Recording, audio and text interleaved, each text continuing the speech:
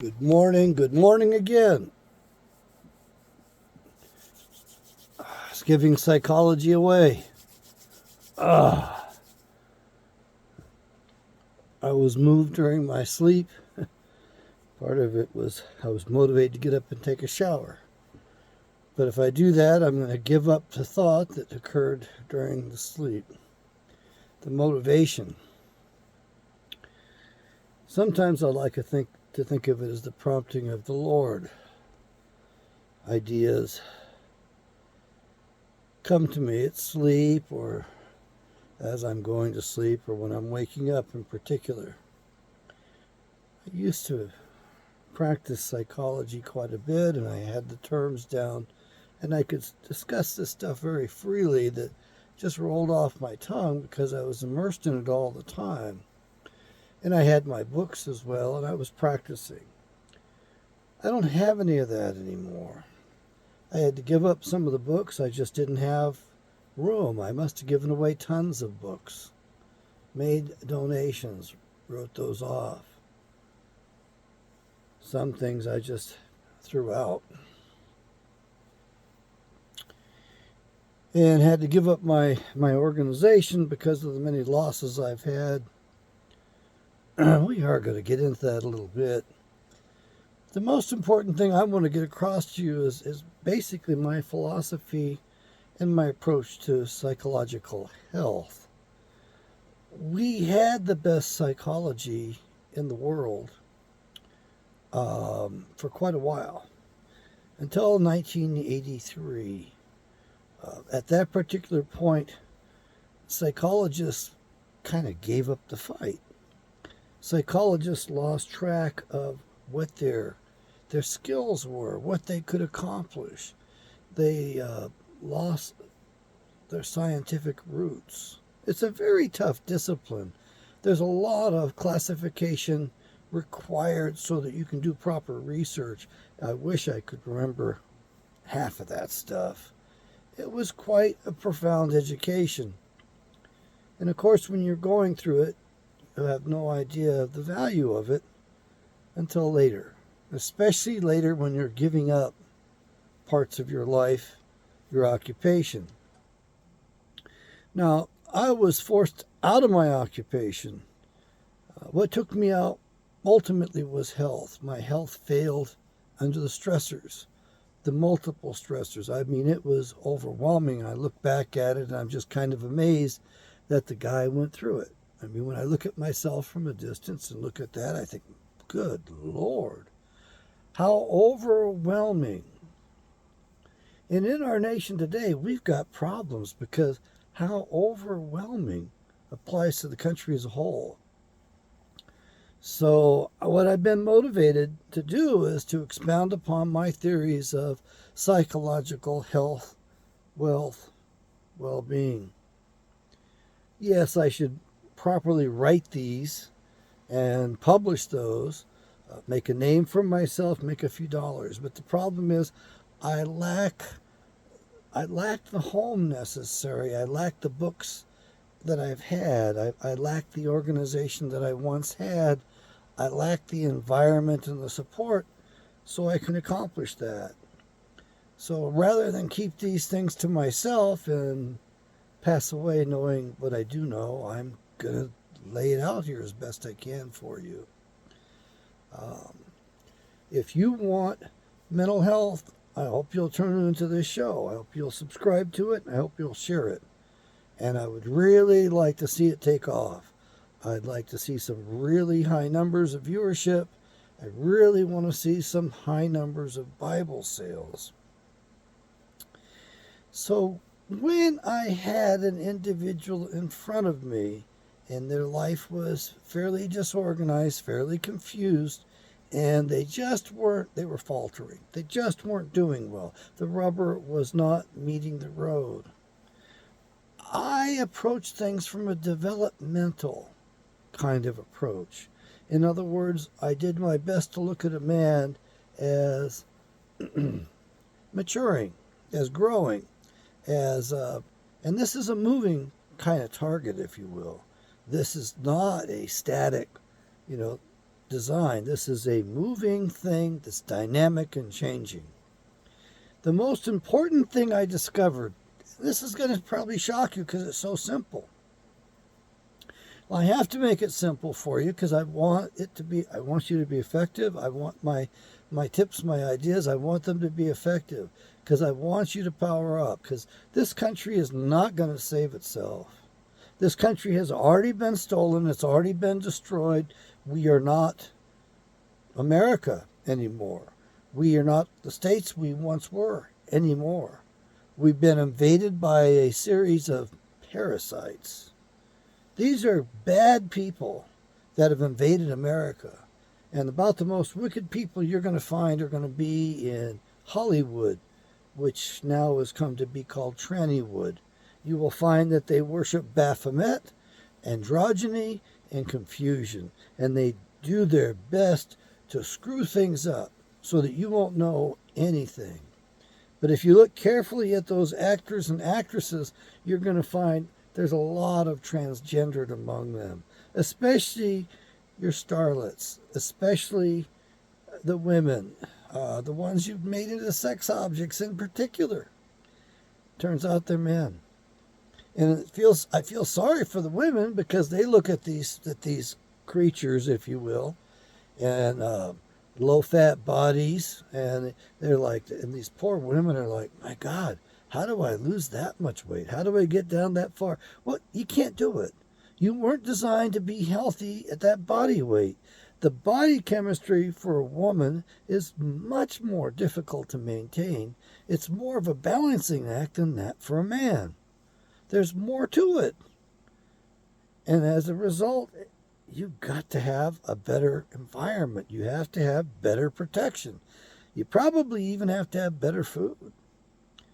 You have a more delicate balance. And that requires being sheltered. And I don't give a damn what you say. That's what you need. So you want to say, oh, no, I can do it on my own. I can pull myself up by my bootstraps. I don't need no man. I love that. Well, I'll tell you what, the number one thing we could do for the black population in this country is we could stop the marriage of the federal government to the black woman. We can stop Uncle Sam marrying the black woman and supporting her. And we should start respecting the black man again. But we don't respect any man. Doesn't matter what the race is. There's no respect for men. So there's a couple problems with that. One is you deprive a man of his power and of his station in life. And the other is, where there is no respect, there can be no love. And most women fail to respect men, which means most women can't love. If you can't respect a man, there's no love possible. You're gonna hate him. You're gonna loathe him. You might even fear him, but you're gonna disrespect him, and you're gonna treat him horribly. Your attitude is gonna suck, and when you get older, you're gonna be amazed at how little male attention you can get.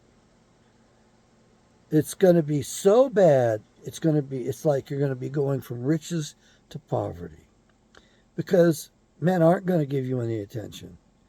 Ask these supermodels that are in their 40s and 50s. They'll tell you. They'll walk up to men they think they should have access to at social parties, especially in Hollywood, and the men just don't even bother with them. They walk off. They go after women half their age. Why is that? It's mostly because of the character of the women. Yes, to a certain extent, it is about reproduction. It is about youth and beauty to a certain extent. But it's mostly about attitude. I mean, it really is. If a woman doesn't want to be feminine, what's a man want to do with her? I mean, if a woman wants to dominate a man, and that's the way it is today, what does it matter? You know, there's no love there. There's no respect. No love possible where there's no respect when it comes to a man. Now, a woman is slightly different. And I know you're going to say, oh, it's just the same. It's just different plumbing. Maybe a little different body chemistry. Come on, Dr. Kent. Don't give us that old that old fuddy stuff. But let me go to what happens most of the time when I bring somebody in and I'm dealing with them, and I realize that they can be much better off in short order. And I'm not talking about years of therapy, although some conditions do require that. It's that bad. If we had a better structured, healthier society, it wouldn't take that much. There'd be better supports for it all the way around. We had that probably in the 50s. You never know what you have until you lose it, until it's gone, until you've given it up, until it's been taken away from you. Then you realize how good you had it. I mean, I didn't think Trump was that good of a president when he was president. Now that he's gone, it's like, man, the guy was a freaking genius. He was really good. He was quite effective. It's too bad they wouldn't let him have his presidency, and he was deprived of it. I look at it as the man did not get a term. He wasn't given his term. He hasn't even served one term. And when I look at it that way, I'm ready to give him 2 more terms. Yeah.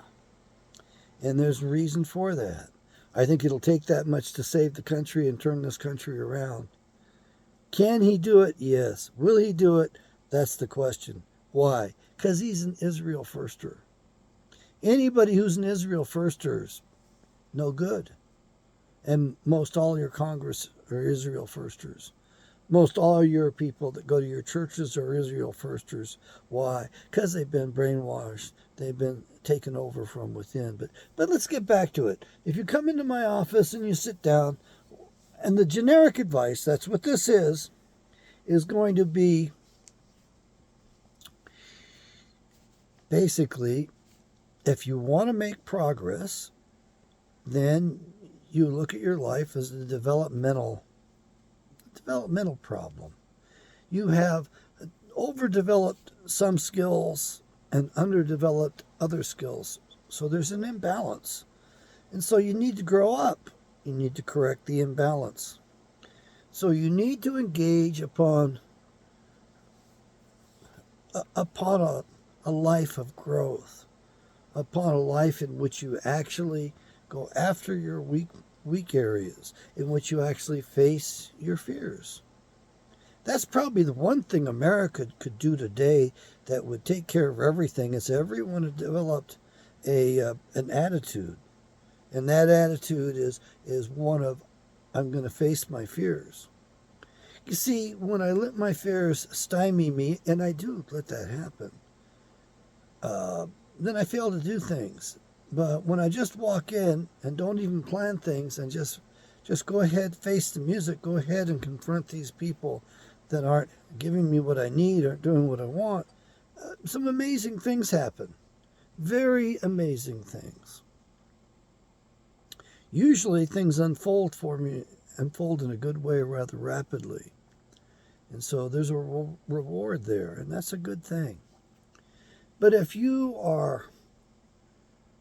got personality problems, you have traits that are constantly there that are undermining you, if you have features that bubble up to the surface once in a while, particularly under conditions of stress that screw you up, then the best thing to do is to work on character development. I know it sounds like a cliche, but you need to understand, Axis 1 mental health disorders, which are considered primarily thought disorders and mood disorders, are best addressed by going after the other levels. You see, you rob the food or the basis. You rob what it is that is ailing you. You go after your weaknesses and you strengthen yourself. And so it's really hard to work directly on personality traits and features. I mean, some of that stuff we don't have really good direct control over. Now, most of the connections in this cortex are not excitatory. They're inhibitory. And you may not like what I'm about to tell you, but in lowlifes, in people that aren't doing very well, in people that cannot delay gratification, they have to have instant gratification, um, they haven't developed these rich connections that give you your personality, that give you your discipline, that give you self-control, that make you a better human being. Actually, that make you a human being, period. You see, it's these inhibitions that make us the human beings we are. And when there's damage to those connections, man, do we suffer, and can we make other people suffer too? So all it takes is a little bit of infection, if you will, a little bit of a lesion is the old term, and you lose some ability. So you lose some of your character, you lose some of your higher functions, you lose your ability to delay gratification, you lose your ability to control yourself. So you undermine yourself. And so you really have to develop these things, and it takes time. That's maturity, that's growth. The best way you can do that, and I give people two different ways because these work. The first way is pretty simple. You can find models of excellence. And as I tell my clients, and I've told them time and time again, you can read the autobiographies or biographies of great men and great women. And you don't just borrow from them, you steal their ideas. You take their ideas and you make them yours. You read about somebody that's got a problem, and if it reminds you about some of the things you're dealing with and facing, there's real good reason to go after that. There's real good reason to go after that biography and to go after those tips and follow what they did. It's real easy to do that in certain things that are obvious, like men who have had physical challenges, were weak when they were growing up, and how they would go into the wilderness or they would take on programs of discipline themselves and exercise themselves to health. You do the same thing with your mind and with your personality. You have to exercise those aspects of yourself and grow those up, develop those, grow yourself up. So if a person shows up and they've got thought disorders or mood disorders, yeah, we're going to work on that stuff. But we're also going to make it as easy as we can and get some results as fast as we can. And the fastest thing is through character development. So you can find models of excellence and steal from these people. Don't just borrow. Take their ideas and make them your own. That's why they wrote those things. That's why they shared that with you. I don't think they're just full of themselves trying to boast about themselves. I think quite often the whole purpose of that is so that you will understand a way to overcome like they did. So that's pretty simple. And there's lots of models of excellence. There's lots of great examples. Lots of great humans have come and gone and left records, or records have been left about them. Of course, the evil ones, they suppressed the record. They didn't keep any records. They didn't write about themselves. It was only their neighbors that wrote about them. That's part of how they hid from the rest of us. And they still hide today. And they will be out there to trip you up. And if you think that they're not conspiring, they are. They do it subtle ways. Some people do it out of pettiness. Some people do it because they're just plain evil. Some people do it because their secret society requires them to sacrifice somebody. They require them to torture somebody. They require them to kill people at times. Or they require them to rear their children transgendered, to sacrifice their child to their God, little g, God. So, go get your biographies and autobiographies. Go look at people that are in society today that have succeeded, especially in the professions you want to engage in. You can go meet them, ask them, hey, would you mind sitting down with me sometime? I'd like to know how you got to where you got to, and what you'd recommend to somebody that wants to go and do what you do, wants to follow your profession. You can take them to lunch. Seek their advice. Nothing will endear you more to a man than seeking his advice, because then he invests in you. He's got something in you. He feels like he's obligated to you. He also feels like you've respected him, that you actually value him. And there isn't a lot of that around hardly anymore. So you can approach these people and ask them, tell me, what school did you go to? How did you get here? What got you there? And what school would you recommend today? What path would you do today if you had to do it over? That's a really good way to do it. And the other thing is, you really do want to hang out with these people and find out what their day is like.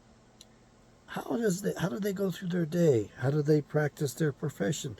What is it like? What are the daily chores, the tasks, the rote stuff they have to do, the repetitious stuff, the boring stuff, the exciting stuff? You want to know what that job is like.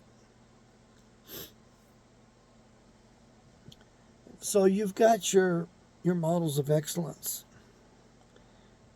Now, this other one is a little different. And I always treated it generically because it applies pretty much broad basis. And I know you get upset because you believe people have to believe the way you believe or they're worthless. I know that's how it works in families. That's how it works in politics. That's how it works in a sick society. You don't allow creativity. You don't allow individual differences. You don't allow people to think divergently. You don't allow critical thinking. And you certainly don't allow brainstorming. And you don't allow somebody to overcome the prevailing brainwashing and better themselves and better others. There seems to be a universal need to pull the other crabs back into the bucket when they're starting to escape. When they're starting to crawl out, you want to pull the other crab down, keep them there stuck with you. Don't want to let them out of that bucket.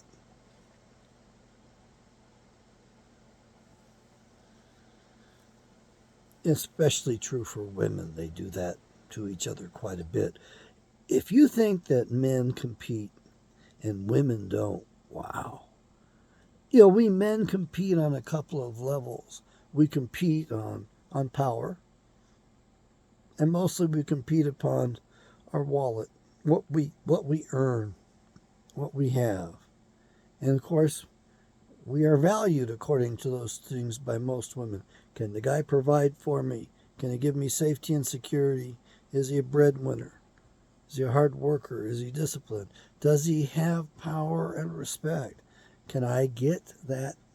Can I share in his status? It's the way it used to be anyway. And the problem is most women today think they can do it on their own, and they don't want to form a team.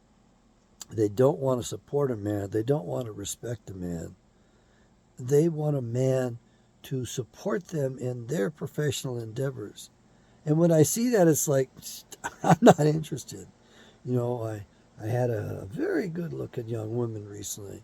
She said she needed somebody to help her because she wanted to support her grandmother because her grandmother had reared her. Okay, so help me and my family. Great. All right. And you got to help me and support me in my profession. So you've got to put me through school. You have to sacrifice yourself to support my life's mission. It's kind of backwards, isn't it? Yeah, it is kind of backwards. The way it used to be is a woman was protected. She wasn't out on the running point. A man was out there running point, taking the hits and protecting his wife. And she was in the back there giving him coaching him, guiding him, cheerleading him, helping him face that day and warning him about these things he might not be seeing readily. It was a team. So the other thing I have an individual do is I tell them, every religion has got a code of ethics, a morality, tells you how to behave, how to act, how to treat your fellow man, how to treat your fellow woman, how to relate to other people. And they're all pretty much good codes of ethics. They're all pretty much good paths. So choose one of those, and go through it. Now, I have my bias, and of course, what I lean towards has been getting a lot of flack these days, a lot of undermining. I'm watching some people come up with some brilliant theories about how the Jews wrote the Bible, the New Testament in particular. And they're starting to name names and characters, and they have got it put together in a nice way. But I don't think they're right. I don't think they're correct. I think there's some foolishness to that. And then they don't want to come forward and share their stuff with the world because they've already had too much attention on their fellow Jews, and they don't want to be programmed again. They don't want to be discriminated against again. They don't want to be kicked out of another country again.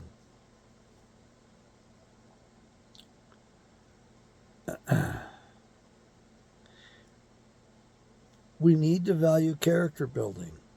When you build character, you rob the personality of its disorder.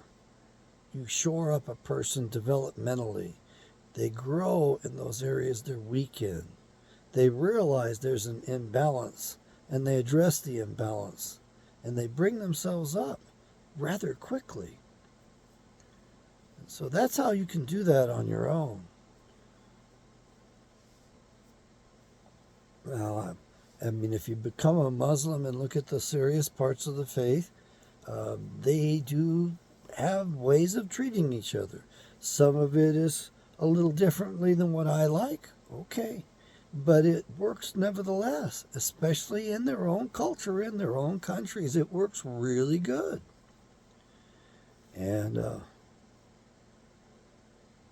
you've got a lot of different cultures across the whole world. And the idea of mixing them is not a good thing. Sure, you can borrow from other cultures, but the main thing is you need to go slowly so that there's stability, so things are well integrated and understood. But as it stands today, culture wars. And you have one group of people invading another group of people, and you got a little tiny group of people that's making it happen above all of it. Those are your predators today. Those are the people that are destroying countries and civilizations. And they hide among other peoples so that they don't get caught, and so they can accuse us of all kinds of wrongdoing. If we come onto them, if we discover who they are, then they'll accuse us. And they will hide behind other good people, hide among them, so that we don't catch them, we don't ferret them out, and we don't expose them for who they are and what they are. And of course, they do a really good job today.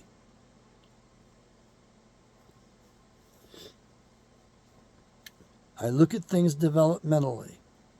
I look at things through codes of morality, ethics, developing a sense of delayed gratification so that you can achieve higher goals, greater goals, by not insisting upon following the low road of instant gratification. People who are in the drug culture, it's pretty much instant gratification. People who are into the nightlife, it's pretty much instant gratification. So they can't accomplish much. They do not accomplish much. Do they have an exciting life? For a while, and they quite often shorten their lives rather drastically. And especially in this day and age where you have actual governments making poisons and taking it into places and poisoning people, killing people. We've got that going on in the States with fentanyl. And there's another drug, I don't even know the formal name of it, and I don't even want to talk about the street name for it, that's 4 times more deadly than fentanyl. I think it's more addicting too, but I'm not real sure. I don't really like investigating those things. I don't want to major in those things. We have another problem, though, and that is that most of you buy into the germ theory of disease. I think there's another theory which really needs to be addressed because I think it's mostly what's going on. I think we have a lot of poisoning going on. I think we have some evil ones who have poisoned large swaths of people, large groups of people, in order to conquer them and to keep them downtrodden and to suppress them, to oppress them. I think it's happened many times. I think they have actually deprived groups of particularly important nutrients, if you will, causing, well, I think rickets were caused, by the way. I think it was a vitamin D deficiency a while back. I think there are other things that were caused. You know, in the old days, people would fight over salt. Salt had minerals. You had to have those minerals for life. And so your villages would defend your salt sources. You would die for it because without that, your village died.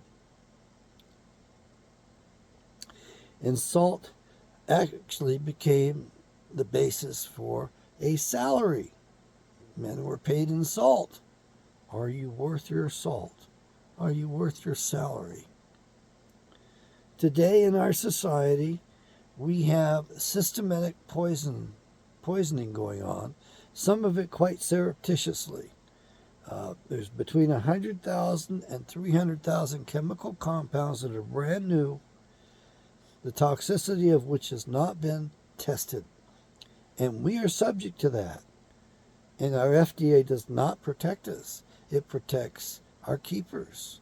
It actually delays things. Have you ever heard of thalidomide? The thalidomide was causing all kinds of birth defects. Doctors were giving it, prescribing it to women, pregnant women. The babies that were coming out were just horribly deformed, horribly malformed. A lot of them didn't live very long. Very bizarre. I don't even want to remember them. It's that bizarre. So you had these really incredibly horrible birth defects. And it went on for years until finally people caught on to what it was and made the medical profession face the music and made them take it off the market. Well, that's the way it's always been with the medical profession. They've kept going the old practices that are detrimental. And they've sat on anything that's been good for us every time they could. They require that we be subjected to poisons. One of the most subtle groups of poisons they have are the heavy metals. How do those heavy metals get into us? Well, they allow trace elements in the processing. They allow trace elements into the foods. Sometimes they actually put the stuff in there. Sometimes they'll spike foods. They did that with manganese, and that gave you a lot of your mental illnesses. That gave you mental illnesses from autism, spectral disorders, to bipolar disorders, and everything in between. You know, you're told that schizophrenia is a separate disease from bipolar disorder.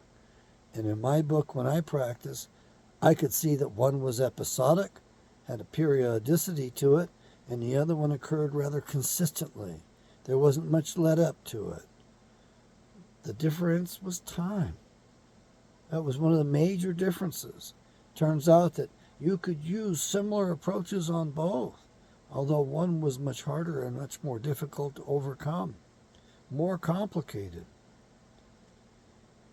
But what I learned from schizophrenics was that if you started to look at schizophrenia as a bunch of personality disorders superimposed upon each other, and if you approached one of those personality disorders and got some relief for your client, things went rather well very quickly. They made progress rather quickly. And maybe you couldn't get them off all medications, but you could get them on the most reduced medication possible. You could get them on the lowest load possible, giving them tremendous improvements in their quality of life, tremendous functioning. You could improve that. And I did that, even though it wasn't allowed, because some of our great psychologists had published that, well, in particular, CBT, cognitive behavioral therapy, wouldn't work with schizophrenics. Because that dumb son of a bitch who led the field published that in his book, if you had a schizophrenia, Medicare was not going to reimburse anybody for therapy. You could be referred for medications, and that was it. But therapy was considered a waste of time and a waste of money, a waste of resources. And these were people that were written off. That's all that matters. They were throwaway people. So that's how the people in the profession look at you quite a bit. If you're just there so they can make a buck, other than that, they throw you away. And so a lot of our mental illness is caused by heavy metal toxicity. Mercury, lead, aluminum, cadmium, molybdenum. There's many different metals that in just little tiny trace amounts add a load to the human body. And the problem with your metals is the toxicity isn't just cumulative, it's actually exponential. So if you have a load of heavy metal in you, it gives you a certain level of toxicity. And when you add the second heavy metal to it, it doesn't just give you that added to it. It just doesn't just double your load. It actually is exponential.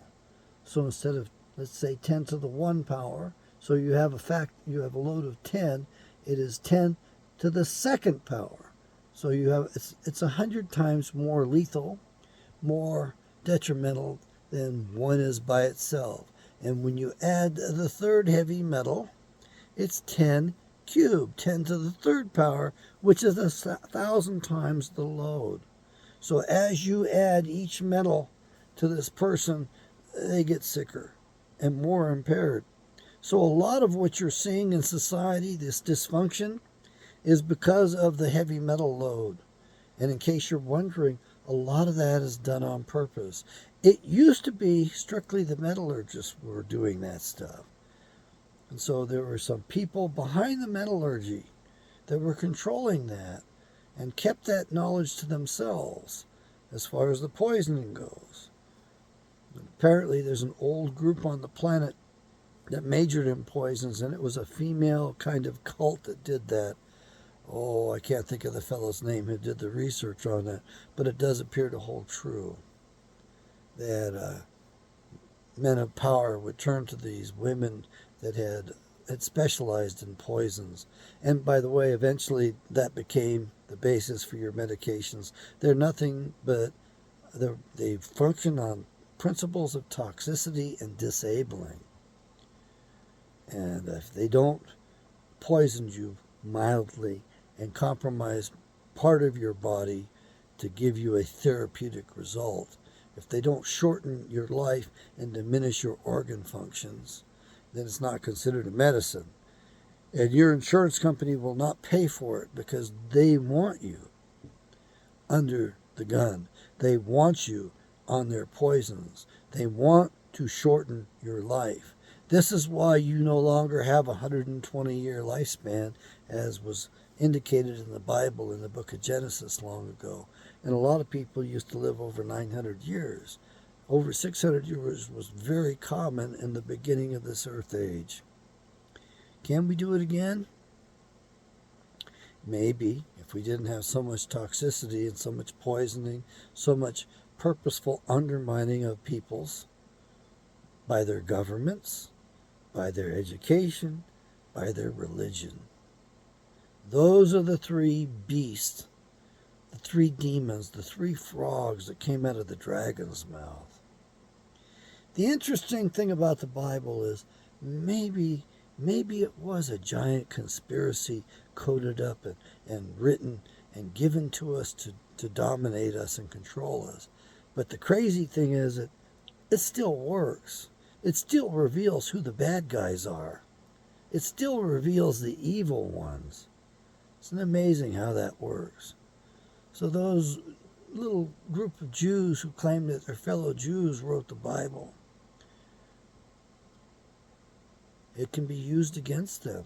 I don't mean we have to go after them. I mean we can benefit from it. If you read the Bible carefully, it will tell you the beast system. It will identify it for you today. So I don't believe those guys that the Holy Spirit wasn't involved. And I'll tell you this, I really think that Jesus Christ, that's what you like to call him, was behind the entire Bible, behind every bit of those scriptures. He says that he wrote it. He says that we will not understand it fully until he's here with us, and then he'll explain it to us. I think that we may be seeing that happen during our lifetime. You see, you're living in a really incredible time. We understand the earth ages at this point. We know the year of the demise for the entire planet. It's actually not the death of the earth, the end of the world. It's the end of this earth age. That's all it is. 2046. And why do I tell you that? What, to panic you? No.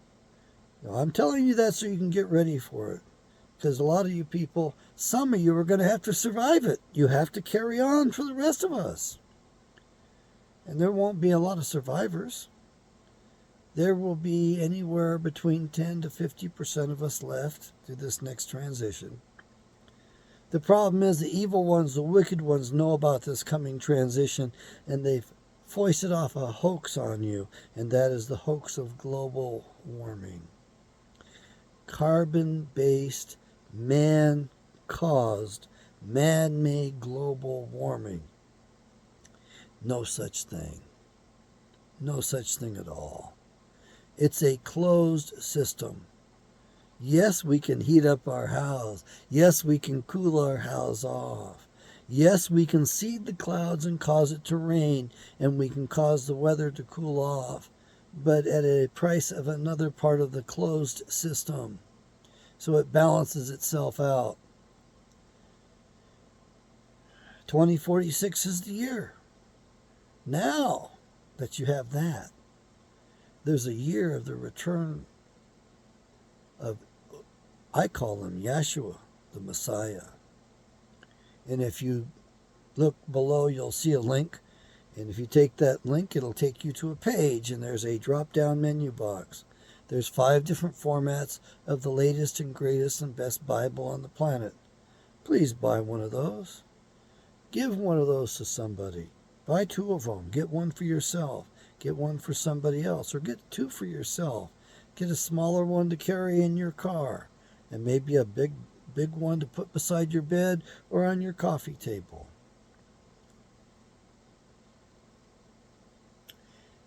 This Bible was published in 2015.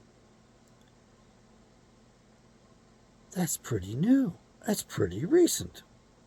It is a vast improvement on the original King James Bible because it is the King James Bible with the proper names put into it, with more accuracy in the word-for-word translation. It's far more accurate, and when you read this Bible, you'll be less prone to conjuring up religious ideas that don't hold water. I find that a lot of the things that I've assumed to be true and things that I've come up with based upon my superstitious beliefs aren't supported in this new version, which is a good thing because it's more of a reality check. So I don't get carried off with these weird things that these big box churches are trying to sell me. You see, religion is nothing but a big business for them. It's a big money maker. Look at Joel, whatever his name is. Man, I decided I had to listen to him back when I had satellite radio in my car. I once had a fine automobile. And I was listening to Joel out of Texas. Man, did he say smooth things? Did he say things that I wanted to hear that tickled the ears? He made me feel good.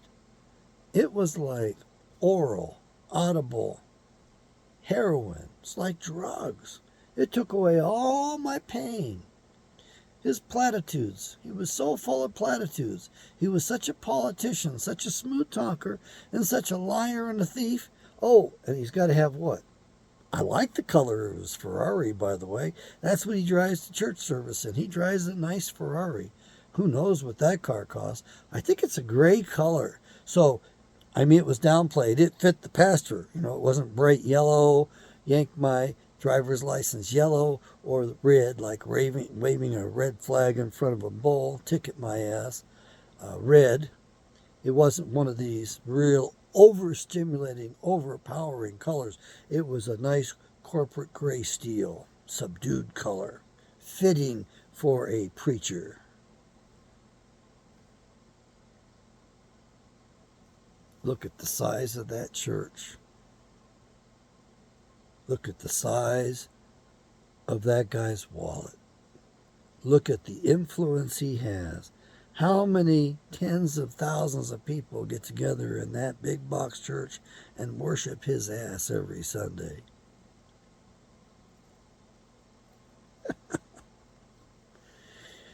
You want to be healthy. Well, you've got to clean your body out. And in case you're wondering, you probably got heavy metals in you. Almost all of us do in this society today. That's why we do not think that clearly. The fluoridation of the water doesn't help at all either. And fluoride accumulates in the body. So when you get to my age, it's built up. It gets into our bones. It causes cancer, by the way. It causes heart disease. It causes all kinds of ailments.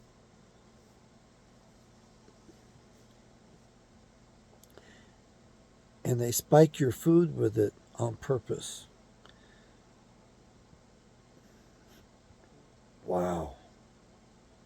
Oh, you probably want to know when the Prince of Peace returns, when Jesus Christ returns, when Yeshua the Messiah returns. I don't rightfully know, not exactly. I look at the Bible and I read it and I see half a dozen different days of the Lord. The end of times unfolds in several ways. The Bible tells you very well what's coming. I mean, it describes the sun in sackcloth.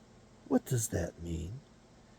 It describes the sun going through its cycle where it's covered in sunspots. And as a result, the earth suffers at that point. Yeah, that's sun. Remember the sun god Apollo? Well, you read the Bible, you'll find out that the Greek name was Apollyon for the angel that controls the pit of hell. It's not in the earth under your feet. It's up there over your head in the sky. We have called it micronova because it doesn't completely destroy the earth, but it does do a pretty good job of destroying the earth. It's enough to recycle the surface of the planet, thereby giving the earth new life again. It destroys the mess we make of it, and we have to start all over again. We lose the high tech in our gains. We have had much better civilizations with much higher technology in the recent past, as a matter of fact, than what we have today. We had a much more highly developed species of humanoid on the planet than what we have today. You see, they lie about everything as best they can because they don't want you to discover the truth about things. They don't want you to have health. They don't want you to have wealth. They don't want you to have power. They most certainly don't want you to have free energy. They want to restrict you in every way they can.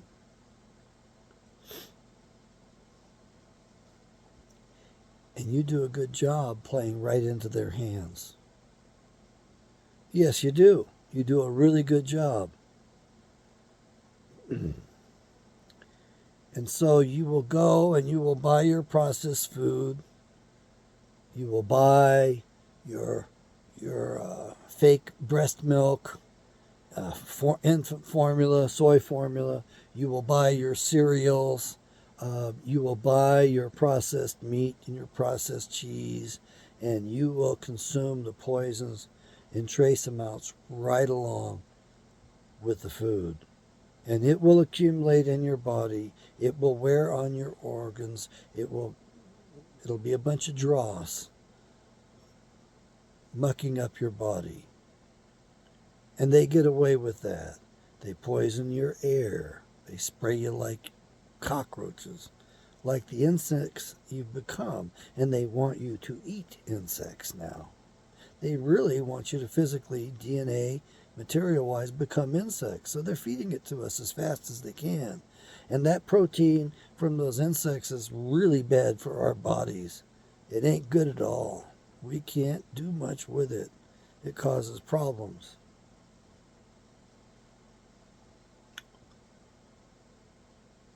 America has been destroyed a long time ago. You don't have a democracy. Hell, have you tried to vote? Have you seen how it comes out? You've seen how they thwart that stuff. They don't allow things to come out right. And they've got particular men, especially conservatives, placed in high positions of authority, syndicated coast to coast, telling you, well, my God, so-and-so's survey, their predictions as to the outcome of the nation were correct, and these other guys, they weren't correct. And so they sell it to you. They tell you it's justified because it was shown up in this one tiny survey that people didn't pay attention to. They're all controlled opposition. They're all actors and actresses put there to mislead you. A bunch of Judas goats. Yeah, I'm referring to the great Rush Limbaugh. Oh, don't get me wrong, I listened to him. I could hear when his voice changed. I knew something was wrong with his hearing before most of you did. I could hear it. And I sent messages in there. And I think as part of the result of those messages, he sought some relief, so he addressed his hearing deficits. What was his hearing deficit caused by? Drugs. He was a dope addict. Where did he go to get treatment? Arizona, outside of Tucson. Folks, it doesn't take a genius to sort this stuff out. I'm not a genius. I don't even consider myself intelligent. I've hung around intelligence. Believe me, most of those people are a bunch of assholes. They can't relate to the rest of us. Now, I'll tell you what intelligence is. Intelligence is when a man who really knows his stuff takes his time to explain it to a dumbass like me, especially when it comes to mechanics. I got a buddy who explains things to me, and I'm like, wow, I still don't get it, you know? I'm not inclined in that way. I'm not talented in that way. I listen carefully. I marvel at it. I do my best to try to take tips from it and put them to work, but you know, I'm impaired when it comes to mechanical sorts of stuff and building sorts of stuff. My brother got all those talents. Yeah, I mean, he can take something apart, figure it out, put it back together again. He could do that without being able to read. He did learn how to read later in life. I'm proud of him for doing that. I'm really taken back by my negligence and not addressing that in the family. But I guess I was too busy focusing on myself. But I was too busy trying to survive in that family. It was not a good family for me. The dynamics were rather poor. It was not what I would call respectful, supportive, healthy. It wasn't. And their attitude, the philosophy was a communist philosophy. They weren't aware of it. It was a bad attitude. Anyway, most of your families are the same way at this point. Most of you out there have got communist philosophies and don't know it. You think those ways so well. You've been programmed up so well. You aren't even aware of yourself. One of the tips I have for you is that It took me a long time to realize that free stuff was too expensive. So free stuff is too expensive. If I can't afford to pay for it and pay you properly, afford a fair price, then I don't want it. I'll do without it. I'll live without it. I won't eat that wonderful steak, that high grade quality of meat. I will do without it. I might not even eat it all. I won't have that wonderful luxurious house, but that requires a lot of upkeep too. Okay, fine. I don't have that going for me. I don't have the organization that I need in order to write books, produce books, and give you the theories of psychology which you need today so you can get healthy again. But I do have a voice here. I do have this channel, and I'm going to pour my heart out here. And I think you're going to be amazed at some of the stuff I've discovered and come up with. But I'm going to tell you, stay away from me and my kind. Stay away from other psychologists, because they're jackasses. There was one guy on our board. They put him on the board again. Supposedly he was for the psychologists. That's what I heard about him. That's how he was touted. He was almost revered. He was nothing more than a libtard, forcing his liberal views upon the rest of us and going after those of us who thought differently than he did. And my philosophy actually got people where they needed to go. I was far more effective as a psychologist than he could ever hope to be.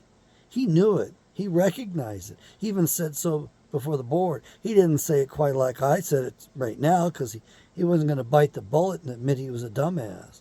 But he decided that psychology records were medical records.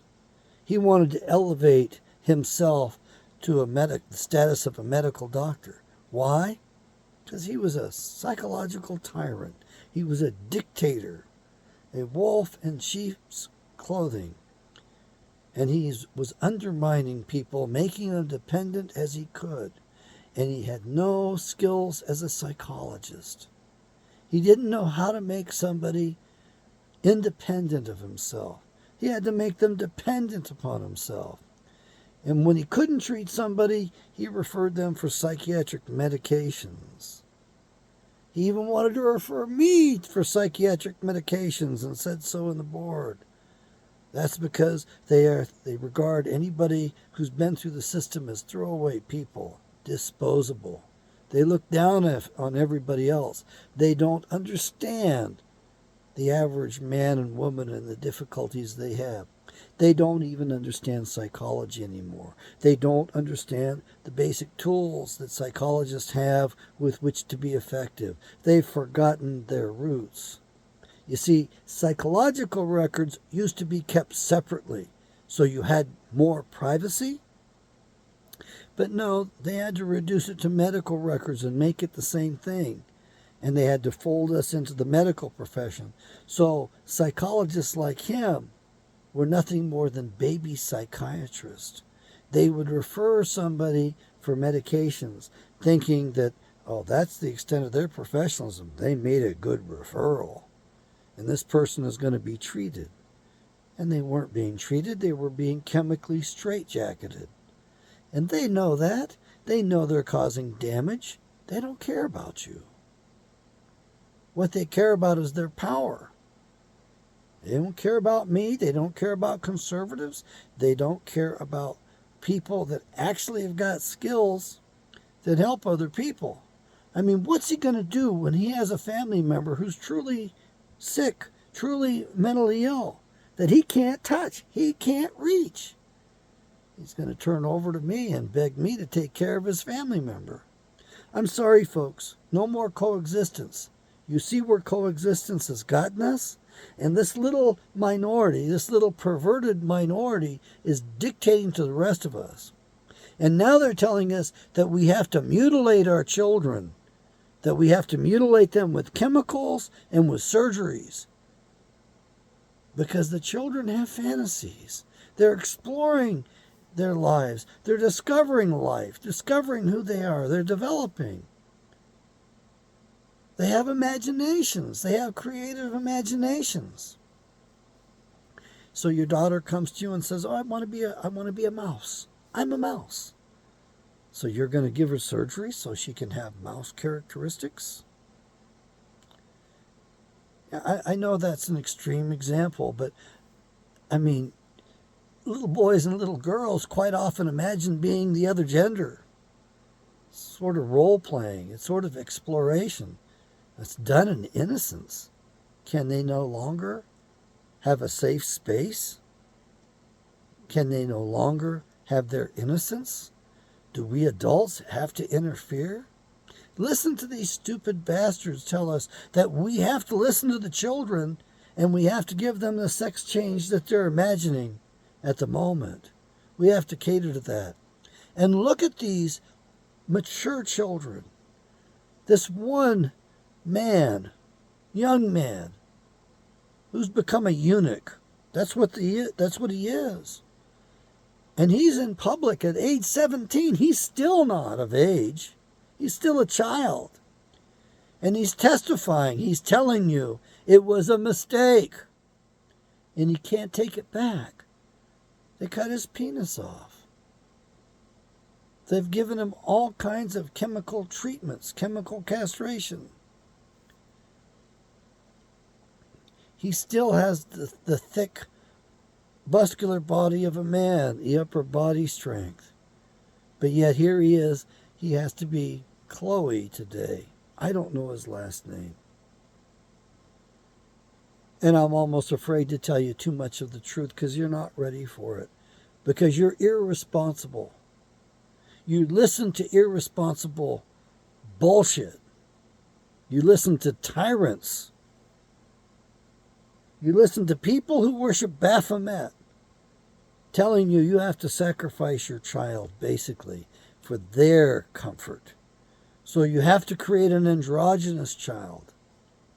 A child that doesn't have very strong sex differentiation characteristics. Why? Because there was a psychologist, a female psychologist, I wish I could remember her name. And her claim to fame was that she discovered and put forward the theory that the more androgynous a person was, the happier they were, and the better adjusted they were. The more male and female characteristics that they had, the better balanced they were, because they had both. And she continued her research, and she learned. And what did she discover? She was wrong. And she brought her research forward to get it published again. They refused to publish her. They refused to give her any standing because it didn't support the perverted community. It didn't support the destruction of society. It didn't support the destruction of the family.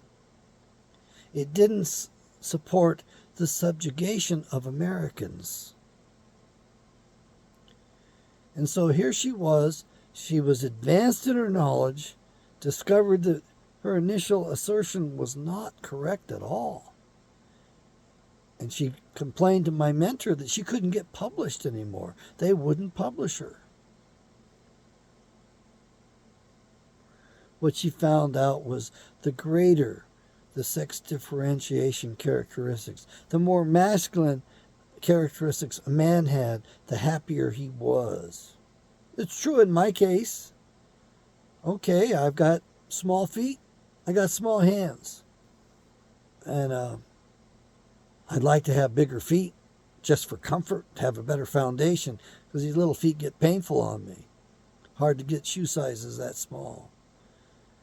And I would like to have had bigger hands and had more strength and been more of a man.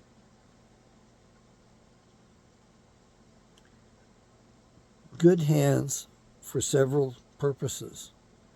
But when I shake another man's hands, it's really frickin' awkward. It's embarrassing, okay? It's the way it is, though. You know, my stature is kind of modest. It's not way up there. I ain't no 6-footer. Not too far from it. My dad was over 6 feet. My uncle was over 6 feet. But not me. My mother's side of the family was pretty demure, pretty short. I don't think my grandfather even made 5'6". Now, I think his wife might have been 5 foot. He might have been 5'4", 5'5", or something. I don't remember. But he worked in a factory.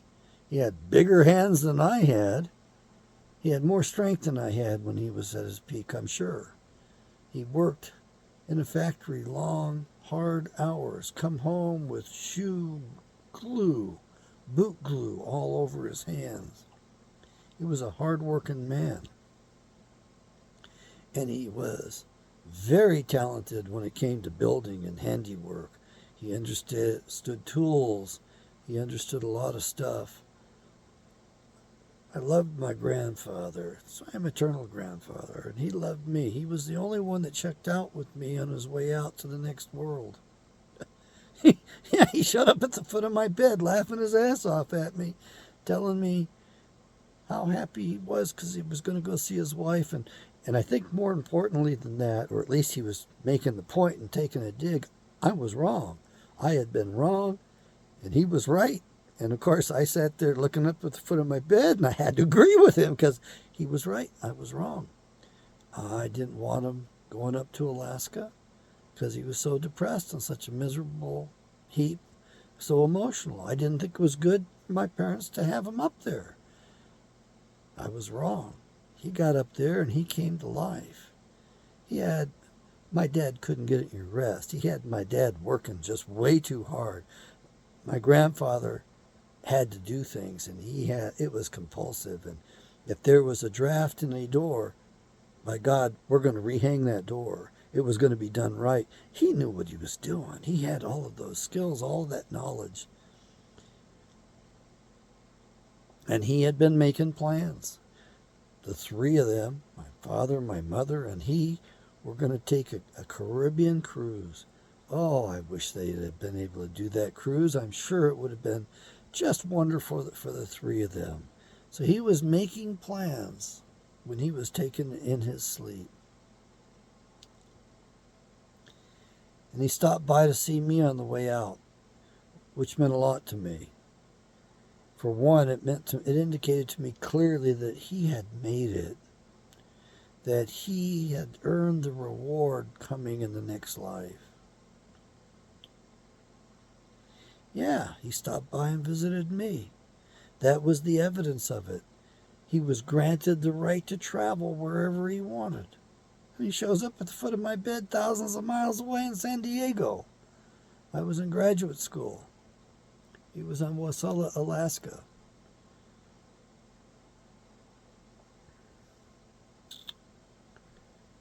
Where our glamour queen governor came from, the woman who lost her bid to become a congressman.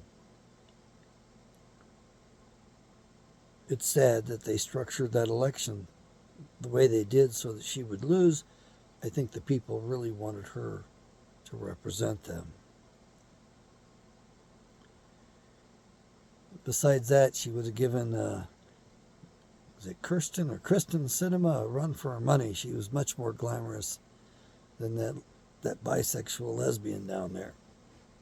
I know. She's got style. She dresses up. And I have to tell you, I'm glad she's in the Senate. I never thought I'd be saying that because she's a Democrat asshole, but she has saved the Senate and the nation on more than one occasion. But I just don't think that she really understands fully what's going on in the world.